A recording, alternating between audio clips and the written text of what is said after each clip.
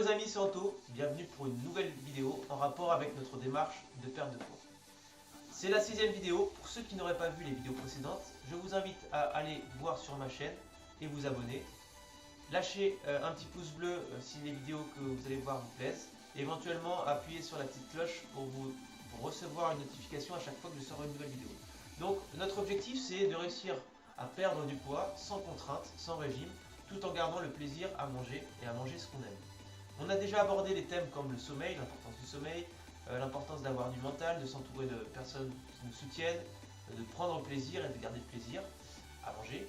Aujourd'hui, on initie une série de plusieurs vidéos qui vont parler de l'activité physique et sportive qu'on va lier aussi à l'alimentation. Premièrement, on va aborder la définition de l'activité physique et sportive.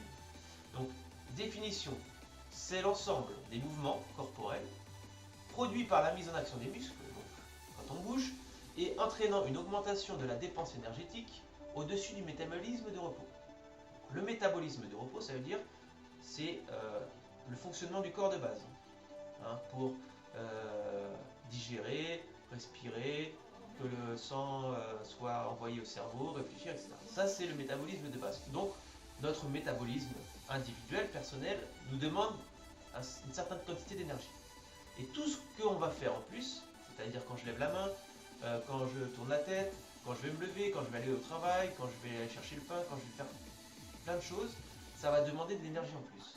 Et on va voir aujourd'hui que pour perdre du poids, il va falloir que cette énergie apportée par l'alimentation soit inférieure à l'énergie qu'on va dépenser.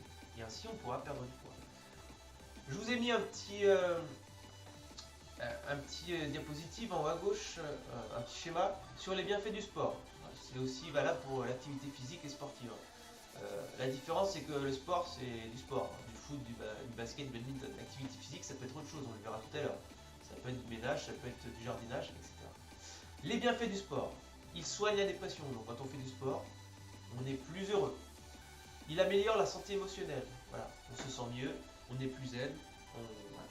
C'est un rapport un petit peu avec le fait d'être heureux. Il diminue le risque de cancer, de maladies cardiaques et de diabète. Donc le sport permet d'éviter les problèmes au niveau du cœur, puisqu'on va entraîner le cœur en faisant du sport. Et le diabète, on va réguler un petit peu tout ce qui est glucose, tout ce qui est sucre dans le corps, et ça va éviter le diabète. Il améliore la résistance aux infections. Plus on va faire de sport et d'activité physique, plus on va être résistant aux virus, plus l'hiver on va résister à la grippe, etc. Il améliore la santé cérébrale. C'est aussi un lien. Quand on va faire du sport, on va être plus zen, on va pouvoir mieux réfléchir. Les connexions au niveau du cerveau vont mieux se faire parce que le sang va arriver plus vite, etc. Donc ça, très important aussi. Il lutte contre le rhume et la grippe, ce que je disais tout à l'heure, et améliore le sommeil. Et si vous n'avez pas vu la vidéo sur le sommeil, allez la voir.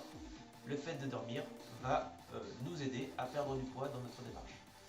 Il prévient et soulage les douleurs chroniques, les douleurs articulaires, l'ostéoarthrite, voilà, et les douleurs musculo-squelettiques. Donc en gros, plus vous allez faire du sport, moins vous allez avoir de douleurs dans les coudes, au niveau des épaules, moins vous allez avoir mal au dos.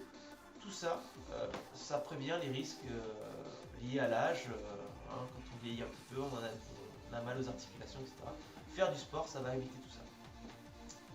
Quel est notre lien, quel est le lien de l'activité physique et du sport avec notre démarche de perte de poids? Donc on va obliger, ce qui est marqué à droite, le corps à aller piocher dans nos réserves. Parce que forcément, si on est en surpoids, on a des réserves de graisse.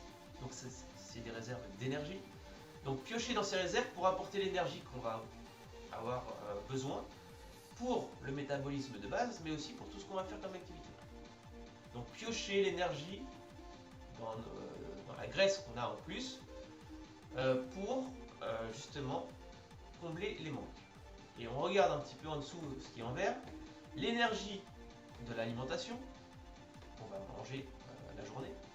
Si elle est inférieure à l'énergie qu'on va dépenser, on va perdre du poids. C'est tout simple. Donc ça, dans les vidéos qui vont suivre, je vais vous présenter un petit peu combien d'énergie on a besoin pour faire fonctionner le corps normalement.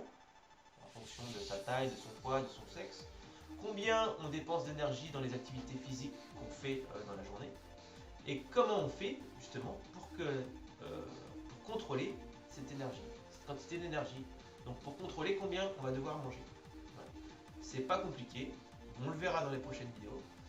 Mais en gros, si l'énergie que vous apportez à votre corps en mangeant est inférieure à celle que vous dépensez, vous allez perdre. Les différentes activités physiques et possibles, comme on a vu tout à l'heure, elles sont simples. Le sport, tous les sports, bien entendu, et puis tout ce qui est activité comme le ménage, le rangement, la cuisine. Quand on fait la cuisine, on va chercher des ustensiles, on se baisse, on remonte, on tourne le fouet pour battre les œufs en neige, etc. Des fois c'est dur, pour faire la mayonnaise, un petit coup de fourchette, etc. À la place du mixeur, ou du batteur plutôt. Tondre la pelouse. Si on tond la pelouse avec un tracteur, on ne fait pas beaucoup d'activité physique, mais si on la tond avec une tondeuse qu'on pousse, c'est beaucoup mieux. Faire du bois, donc couper du bois, aller chercher du bois, le ranger, etc. Plein de choses comme ça, promener le chien, aller courir avec le chien, aller chercher le pain, à vélo, à pied, plutôt qu'en voiture, ramener ses enfants à l'école, si l'école est à 1 km, on y va à pied, on revient. Quand on va faire les courses, on pousse le caddie, voilà. Toutes ces choses-là, ce sont des activités physiques qui utilisent de l'énergie. Alors plus ou moins en fonction de l'activité.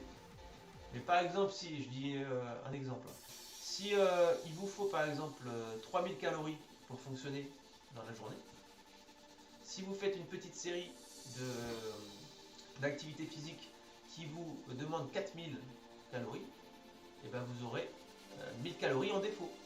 Et ben le corps il va aller chercher dans les graisses les 1000 calories qui manquent. Et donc c'est comme ça que vous allez perdre du poids et que votre silhouette va s'affiner. Et en plus de faire du sport, la silhouette, vous allez perdre la graisse que vous avez. Et puis le fait de faire du sport, ça va vous réduire, tendre la peau, augmenter la masse musculaire. Et donc vous allez perdre du poids et avoir une silhouette plus sympathique. Donc voilà. C'était une vidéo assez courte aujourd'hui, 7-8 minutes. Dès la prochaine vidéo, on aborde le système de calories par rapport à l'alimentation et par rapport à la dépense physique. J'espère que cette vidéo vous aura plu. N'hésitez pas à me suivre, à lâcher les petits pouces bleus. Abonnez-vous à ma chaîne et je vous souhaite une bonne soirée. Au revoir à tous.